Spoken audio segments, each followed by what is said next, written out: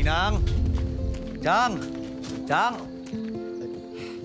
Ano ba, para kang hinahabol ng 10 tigre, anak? Chang, nag-usap po kami ni Elsie kanina. At Chang, hindi ho ito basta usap lang, ha?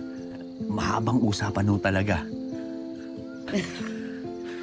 Nabanggit nga rin ho ni Elsie sa akin na magaan daw ho yung loob niya sa tuwing nakakasama daw ho niya ako.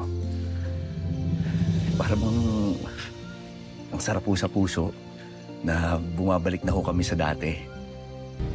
Kaya lang, syempre, hindi ho yung